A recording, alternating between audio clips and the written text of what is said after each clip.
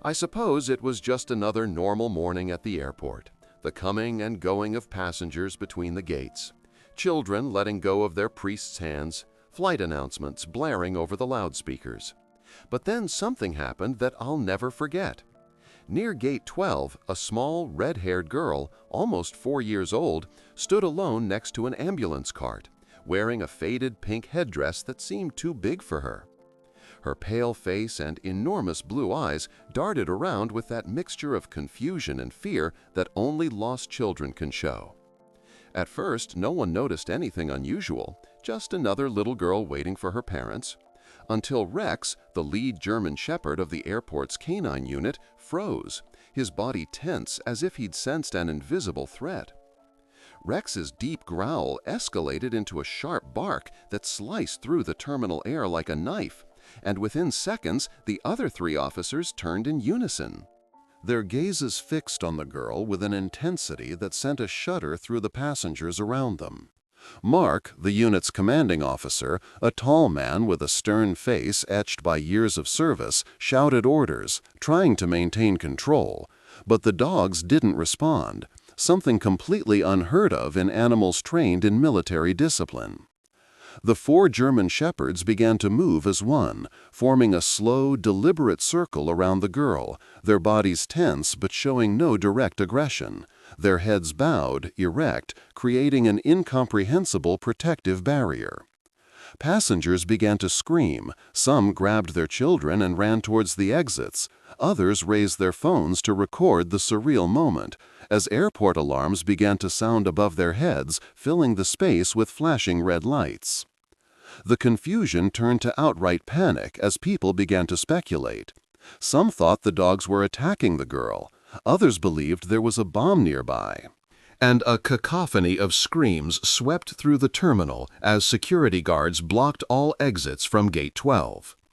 In the midst of the chaos, the girl stood motionless in the center of the circle of dogs, her lips trembling and tears beginning to roll down her soft cheeks. But strangely, she didn't move an inch, as if something inside her knew these dogs weren't her enemies. Then, from the other side of the terminal, a woman began to scream desperately, pushing her way through the crowd with a force born of pure terror.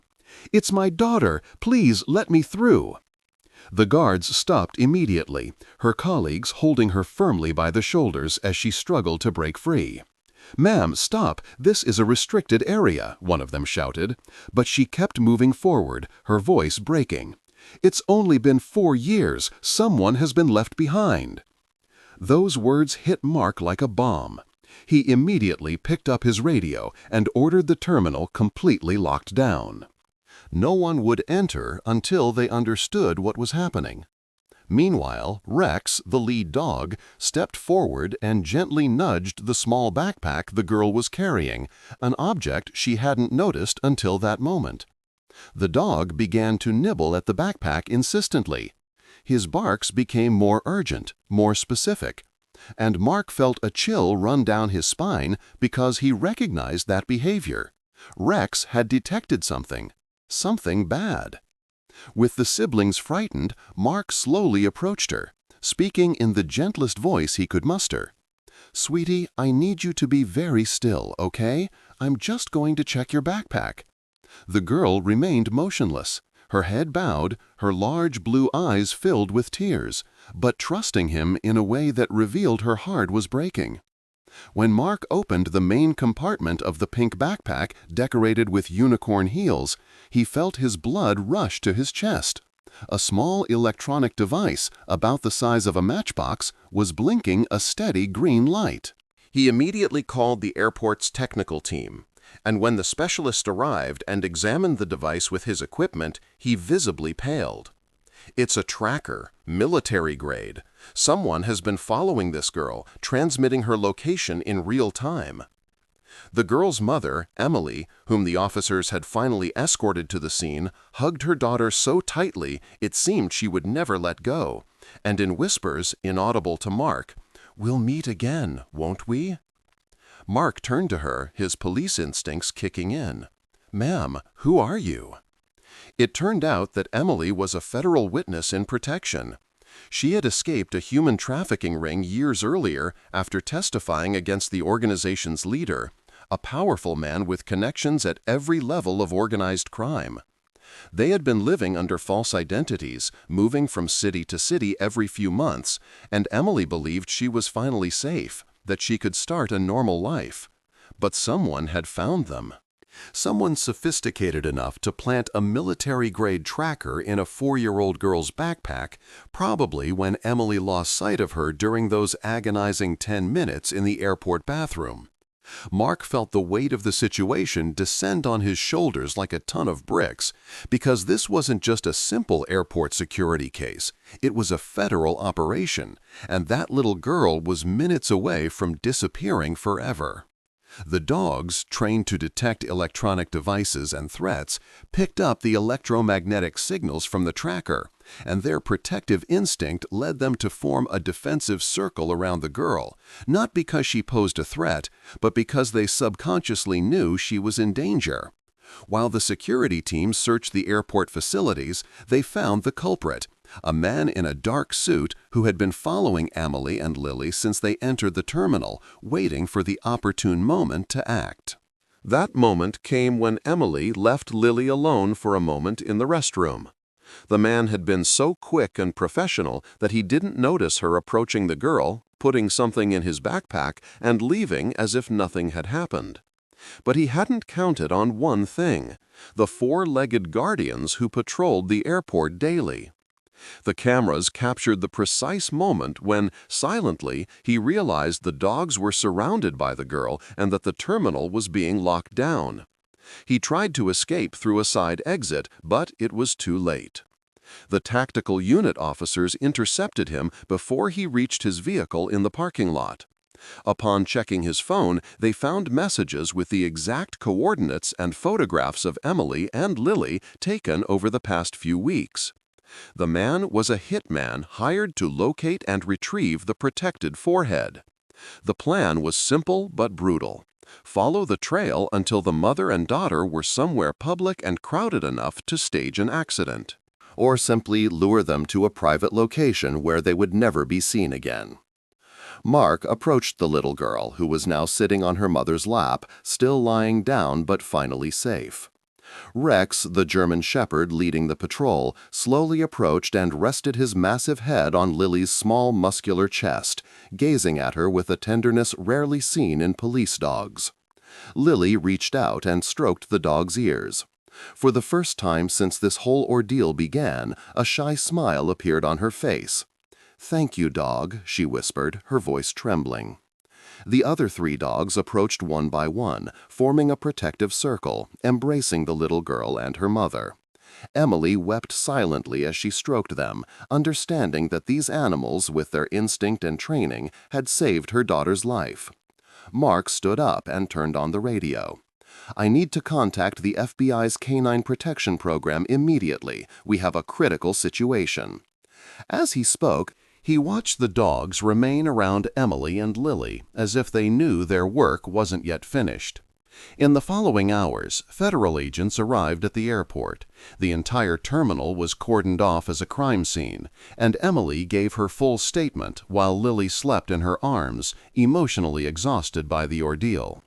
They analyzed the tracker and discovered that it not only transmitted the girl's location, but also had an active listening function, meaning the device had been listening to every word Emily and Lily had said over the past few hours. The criminal organization responsible for the attempted kidnapping had invested considerable resources in finding their key witness, the woman who, along with her, had led more than 20 of its members, including the leader, after the daughters. But they hadn't counted on the canine factor, on those 4 trained dogs that patrolled Denver International Airport daily, searching for drugs, explosives, and any anomaly that might pose a threat. As federal agents escorted Emily and Lily to an armored vehicle that took them to a new safe house, Emily paused for a moment and turned to Mark and his canine unit. "I don't know how to thank you," she said, her voice trembling. "You and these incredible people have brought my baby back to life." Mark nodded, his face serious but his eyes shining with barely contained emotion. "Ma'am, we're just doing our job, but I'm so glad we were here today." Lily let go of her mother's hand for a moment and ran to Rex, the lead German shepherd, hugging him with all the strength her little arms could muster, pressing her love into the dog's fur. Rex remained perfectly still, allowing the little girl to embrace him, and then, in a gesture that surprised even Mark, the dog gently lifted his paw and placed it on the girl's shoulder, as if returning the hug. The other officers watched the scene in silence, some with tears in their eyes. Because in that moment, they all understood that they had been part of something bigger than a simple security operation. They had been the instruments that fate used to save an innocent life. When Emily and Lily finally disappeared into the federal vehicle, Mark hurried to stand in front of his 4 dogs and petted them one by one. "Good job, guys, really good job," he said, his voice hoarse with emotion. That night, the story made national news, even with limited details to protect Emily and Lily's identities. But the central message resonated across the country. 4 police officers detected a hidden tracker and formed a protective shield around a child in danger, saving her from being kidnapped by a criminal organization. Social media was flooded with the viral video recorded by the dogs, showing that surreal moment when the canines formed up and surrounded the child in a pink blaze. And millions of people commented on the animal's incredible instinct and training. Mark received messages of gratitude for his unit, and several animal welfare organizations sent donations to the airport's canine program, wanting to ensure these 4-legged heroes had everything they needed. But for Mark and his team, the greatest reward came 2 weeks later when they received a handwritten letter from Lily with scraggly lettering and drawings of dogs on superhero covers that read, "Thank you for saving me. Dogs are my angels. I love you, Lily." Mark kept this letter framed in his workshop, right above the area where the dogs rested between shifts, and every time he saw it, he remembered why he did this job, why he cared for these animals day after day, why every difficult moment was worth it. Rex, the German shepherd, who had been the first to detect the tracker, received a special commendation from the police department and a Distinguished Service Medal, which was placed on his collar during a small but moving ceremony. The other 3 dogs were also recognized, and the airport police officer gave a speech to the media explaining how the dog training worked and why these animals were so vital to public safety. "I'm not just a dog," the chief said firmly. "I'm a trained officer. I'm a protector. I'm the difference between life and death in situations like this, and they deserve our utmost respect and gratitude." While Emily and Lily were reunited in a completely new location with enhanced security, new identities, and a revamped safety plan that included constant checks and anti-tracking measures, the captured assassin was prosecuted for attempted kidnapping, conspiracy, and violation of federal protective orders, facing a life sentence. The criminal organization responsible for the attempt suffered another blow when authorities used cell phone data to locate and arrest 6 other high-ranking members operating in hiding. The case became a prime example of how technology, animal training, and coordinated police work could be combined to prevent tragedies, and it was used in airport security training programs across the country. Months later, when everything had calmed down and life at the airport had returned to normal, Mark continued patrolling the terminals with his canine unit, but now people looked at them differently. Passengers were no longer alone with the trained dogs doing their job, but with heroes, guardians, protectors who had proven that their presence was not merely decorative, but absolutely essential. Children would ask their parents to come and pet the dogs, and Mark always allowed it when the animals were resting, because he understood that these moments of human connection helped them trust the security institutions. Rex, in particular, was almost a celebrity at the airport. Employees and frequent flyers recognized him and greeted him by name. And every time Mark watched Rex at work, sniffing out the equipment, patrolling the streets, intently watching the access gates, he remembered that day when 4 dogs disobeyed direct orders because their instincts told them a life was in danger. It wasn't indiscipline, but superior intelligence, the result of years of training combined with the natural protective instinct of German shepherds, and a reminder that sometimes animals are more dangerous than humans.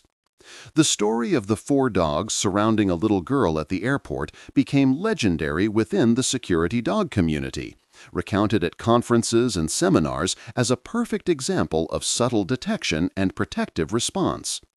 Although Lily and Emily were never able to return to thank their new dogs in person due to the restrictions of the Canine Protection Program, Mark knew that somewhere in the country a little girl would grow up remembering the day his furry angels saved her from disappearing forever. That night, as Mark drafted the official incident report in the small workshop illuminated by the cold light of a desk lamp, he realized there were details that never made it onto the page, details only his team could fully understand. Rex's growl, with that distinctive tone Mark had learned to recognize after years of working together. That growl that didn't signify aggression, but rather maximum alert, immediate protection. The way the other 3 dogs responded without verbal commands, moving as a synchronized unit that had rehearsed this protection training thousands of times, but never in a real situation. And, above all, the expression in Lily's eyes when she finally understood that those enormous, powerful animals weren't there to mourn her, but to protect her. That transition from absolute fear to total trust that only children can experience with such purity. Mark filed the report and shut down his computer, but before leaving the workshop, he paused in front of the enclosure where the cats were resting after their shift. Some were asleep, others still alert, and he felt such intense pride that he had to lean against the doorframe. These animals weren't asking for recognition, applause, or medals. They were simply doing what they had learned, what their instincts dictated, and that was more valuable than any security technology money could buy. In the following weeks, the airport implemented new security protocols based directly on what had happened that day, including more frequent electromagnetic scans in public areas and additional training for all staff on how to identify suspicious behavior in high traffic zones.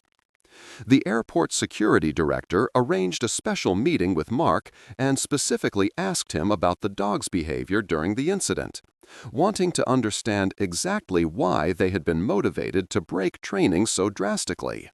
Mark patiently explained that German shepherds working with the police are selected not only for their ability to follow commands, but also for their skill in making independent decisions by detecting threats their human handlers haven't yet perceived.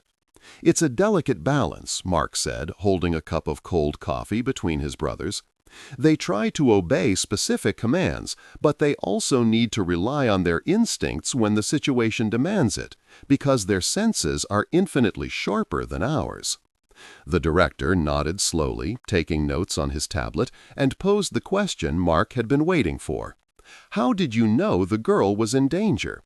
How did you differentiate between a real threat and a simple electronic device? Mark leaned back in his chair and looked out the window toward the access door where it had all happened. I can't say for sure, he admitted candidly, but my theory is that they detected the electromagnetic signal from the tracker. And according to their training, this type of device shouldn't be in a girl's backpack. Also, I think the girl was alone, scared, showing all the signs of extreme stress that dogs are trained to recognize. He went on to explain that police dogs receive specific training to detect physical objects like drugs or explosives on the ground, but also patterns of human behavior that indicate danger, and that Rex had likely picked up multiple signals at any given time: the anomalous electromagnetic signature, the girl's body language, and possibly even the scent of fear that humans secrete through sweat when terrified. It's like having a sixth sense, the director says, clearly impressed, and Mark smiles for the first time in days. It's not a sixth sense, it's 5 extremely developed senses working together with years of specialized training, but sometimes it seems like magic.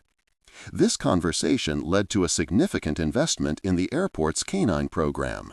With funding approved for 3 additional dogs, improved training equipment, and a renovated resting area for the animals, which have now been officially recognized as critical security assets.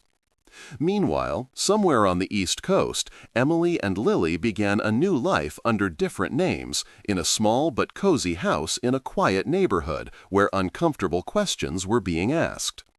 Lily had started attending a local daycare, and even at first she showed signs of trauma, crying whenever her mother felt helpless, even for just a moment, slowly regaining the normal joy of a 4-year-old.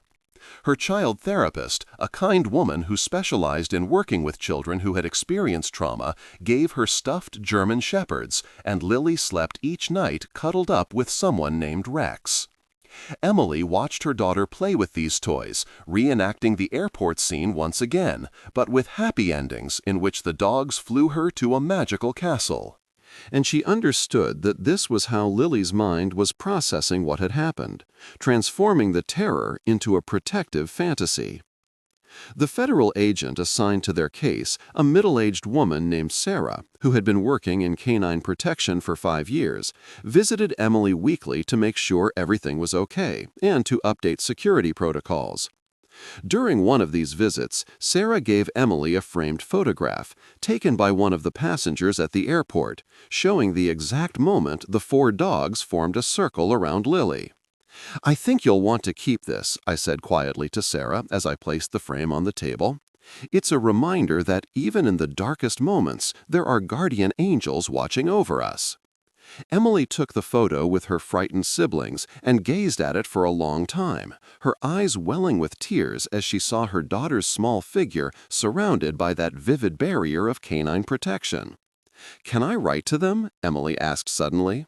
"The agents and the dogs? Is there any way they know how much this means to us?" Sarah thought carefully before replying. "We can send a letter, but it would have to go through secure channels and wouldn't include any identifying information, nothing that could reveal your current location or identity." Emily agreed immediately, understanding the restrictions. And that same evening, she sat down with Lily, and together they wrote a second letter, this time longer and more detailed than the first. Lily drew 4 dogs wearing superhero capes, each with a gold star on its chest. And Emily wrote words that flowed straight from her broken and grateful heart. "Only you saved my old life that day, gave us back the future, hope, the possibility of living without constant fear." The letter was sent through official FBI channels and arrived at Mark's office 3 weeks later, with a single return address in Manila, after being processed and cleared through multiple levels of security. When Mark opened the letter and saw Lily's drawings, he had to sit down because his legs suddenly went weak, and for the first time in his 20-year career as a canine officer, he opened up in his workshop. I called my entire team together and showed them the letter, reading it aloud as the other officers gathered in the room. And when I finished, there was a profound silence, broken only by the sound of someone blushing, trying to hold back tears. "That's it," Mark said finally, clutching the letter to his chest. "That's why we do this job. That's what it truly means to serve and protect." Lily's drawings were scanned and placed in the canine team's break room, where every officer could see them during their shifts, a constant visual reminder that their work mattered, that there was a difference between real life and the real thing.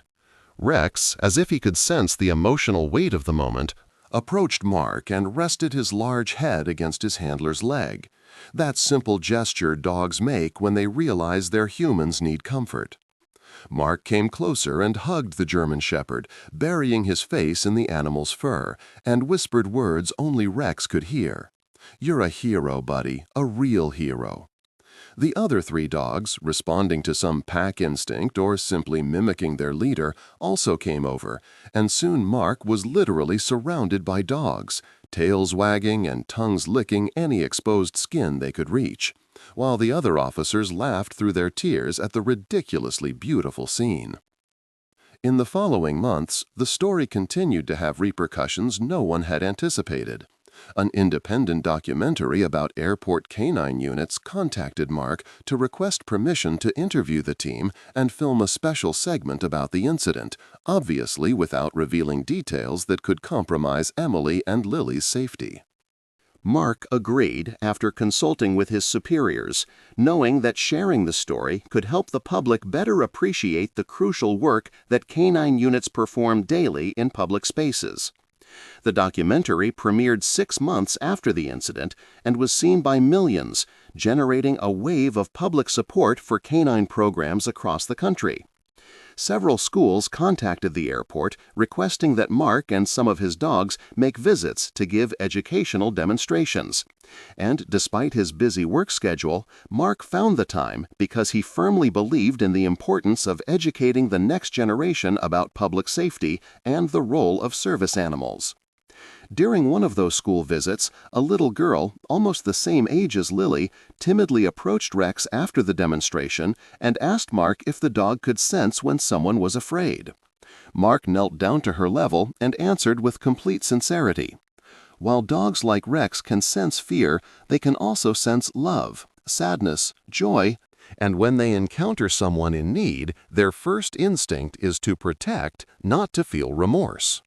The girl held out her small hand, and Rex, with the tenderness of a well-trained dog, took it in his open palms. The girl smiled that radiant smile that only children possess. At that moment, Mark was thinking about Lily, wondering if she was smiling at her new school, if she had made friends, if the nightmares were finally over. Back at the airport, life went on as usual, but Mark noticed subtle changes in how his canine team was perceived. Passengers no longer nervously moved aside when the dogs patrolled. On the contrary, many stopped to watch, some even applauding as they approached the officers. Airport employees, from cleaning staff to airline executives, began calling the dogs by name and asking about them when they didn't see them during certain shifts.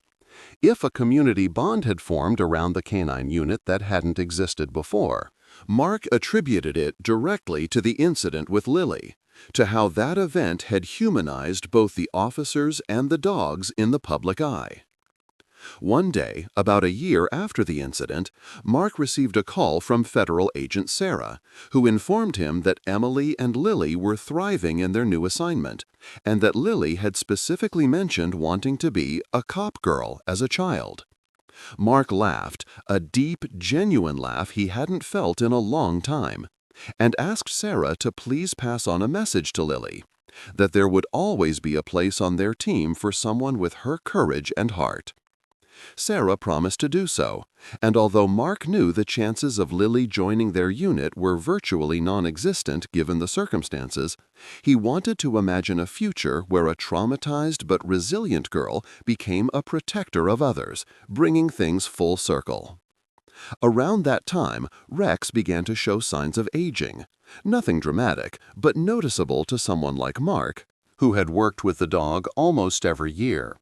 He moved a little more slowly in the mornings, needed more rest between patrols, and developed a slight limp in his hind leg, which the vet attributed to normal age-related arthritis. Mark knew that sooner or later he would have to make the most difficult decision any canine handler faces: when to retire his partner from active service. But every time he considered that possibility, Rex proved he still had years of service left, such as detecting a suspicious package that had gone unnoticed by the scanners, or alerting him to a passenger trying to fly with forged documents.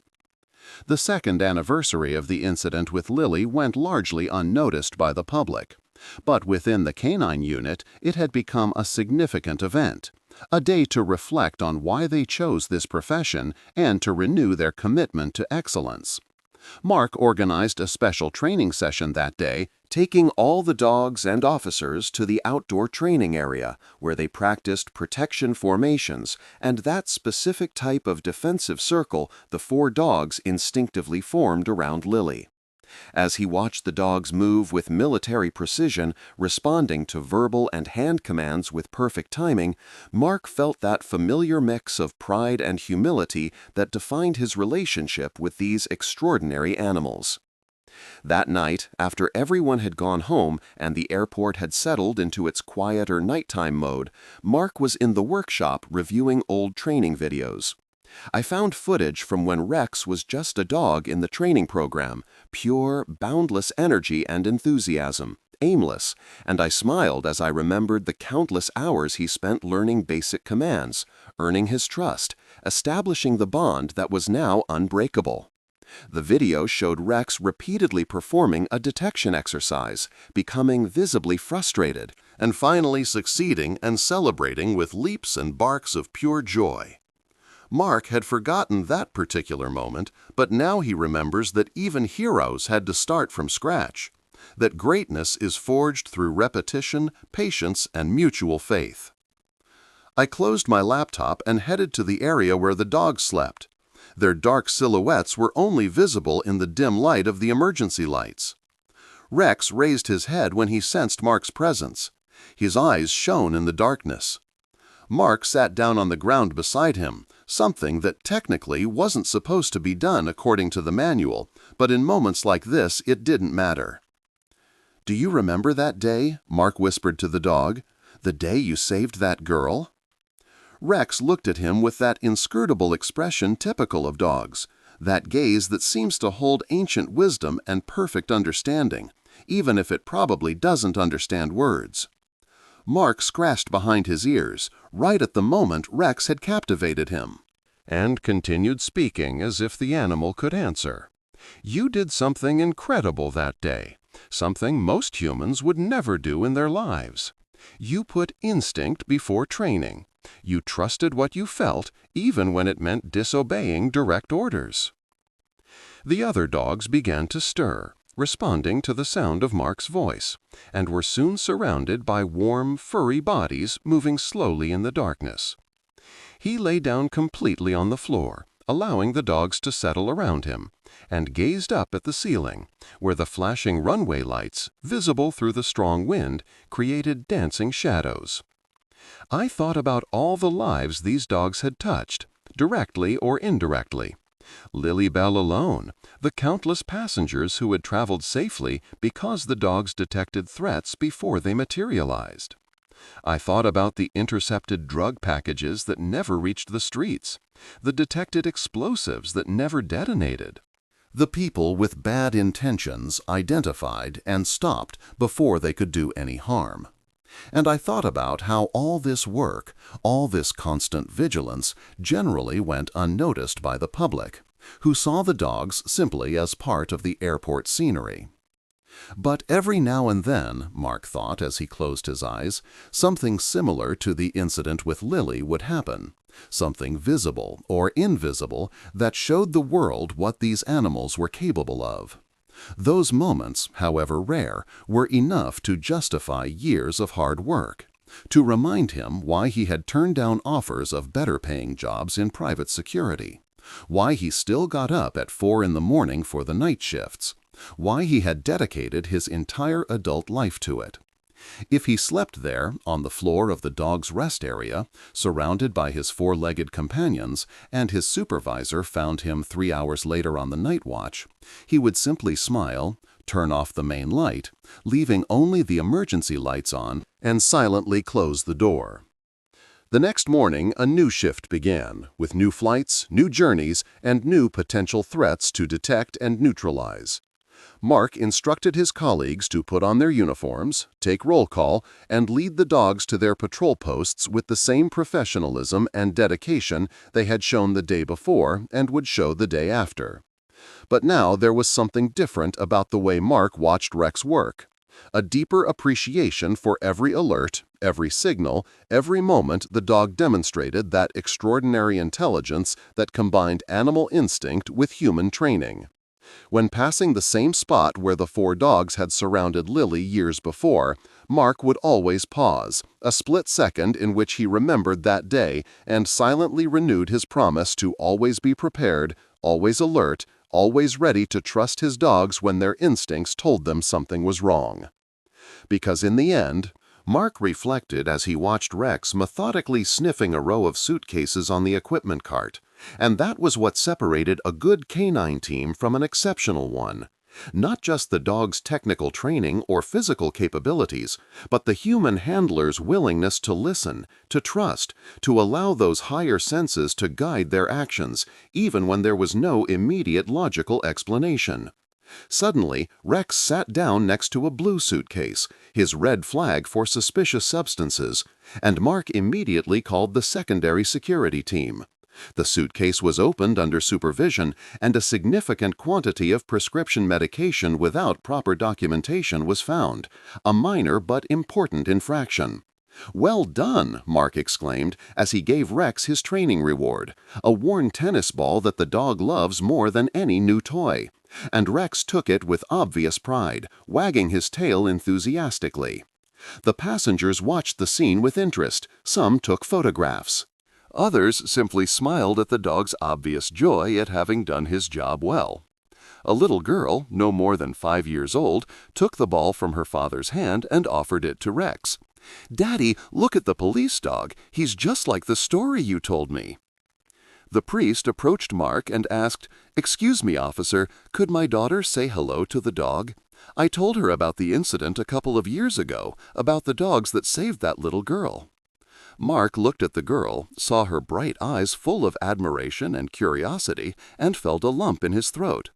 "Of course," he said quietly, "Rex is resting right now," and signaled to the dog, who immediately dropped the ball and approached with calm, measured steps. The little girl timidly held out her hand, and Rex touched her fingers before gently pressing his hand into her palm, just as he did with Lily, just as he did with all the children who approached him respectfully and without fear. "Can you save a little girl?" the little girl asked, looking at Mark with those enormous eyes that children have. And Mark replied, "He and 3 other dogs exactly like him, just like that, saved a little girl who was in danger." The girl stroked Rex's head reverently, as if touching something sacred, and then said something Mark would remember forever. "When I grow up, I want to be like you and protect people with magic dogs." Mark chuckled softly. "They're not wizards, they're trained, and they're very, very intelligent. But if you work hard and love animals, maybe someone can make a living doing this." The priest thanked Mark and was saddened to see his daughter, who kept staring at Rex until he disappeared into the crowd at the terminal. Mark watched the pair struggle and wondered how many more lives had been indirectly affected by Lily's incident. How many priests had used this story to teach their children about courage, about trusting security institutions, about the special bond between humans and animals. The answer, therefore, was impossible to quantify, because stories like this spread in concentric waves, reaching people you'd never meet, inspiring actions you'd never witness. And that was okay, Mark thought, as he resumed his patrol, because the work he did wasn't about personal recognition or glory, but simply about being there, day after day, a silent guardian ensuring that people could travel, work, and live their lives without constant fear. Rex walked south with that practiced trot he had perfected over the years, his head constantly moving, scanning his surroundings, his ears twitching to catch any unusual sound, his nose working tirelessly, processing the thousands of scent particles floating in the terminal's recycled air. Mark knew that within that canine brain, processes were taking place that humans were only beginning to understand scientifically, neural connections firing in the dog's eyes, allowing him to detect things invisible to human senses and make split-second decisions that could mean the difference between life and death. And beyond all the training, beyond all the technology and protocol, there was that inexplicable element Mark had witnessed during the incident with Lily. The ability of dogs to sense both physical threats and emotional distress, to respond on their own to basic human commands and needs. The shift passed without significant incident, just the usual routine of patrolling, random inspections, and demonstrations of presence that deter criminal activity simply by being there. At the end of the day, as the sun began to set and the sky turned orange and purple through the terminal's enormous windows, Mark took Rex to rest with the other dogs. I gave them food and fresh water and spent time with each one individually, checking their paws for injuries, their teeth, and their ears, simply connecting with each animal on a personal level. This was his favorite time of day, those peaceful moments after long shifts when he could simply be a man with his dogs, without the pressure of having to perform, without public scrutiny, just pure, sincere companionship. As she performed these nightly tasks, her mind inevitably wandered to Lily, as it often did in moments of silence. She wondered if Lily still had nightmares about that day, if time and therapy had helped her process the trauma and make it more bearable. She wondered if Emily had finally found stability, if she could sleep through the night without waking in a panic at the slightest strange noise. She wondered if they both truly understood how much they had influenced her life, how thinking of them gave her a new purpose on difficult days when work seemed monotonous or pointless. But above all, she hoped they were happy, that they had found peace, that the shadow of that dark day would fade, leaving only the light of knowing they had survived, that they were safe. Rex came closer and rested his head on Mark's chest, pulling him from his thoughts. Mark smiled as he scratched behind Rex's ears. "Thinking about her?" he asked softly.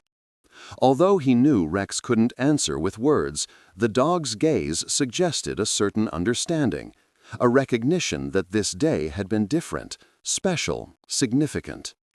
Several minutes passed in comfortable silence, man and dog, partners bonded by years of working together and mutual trust.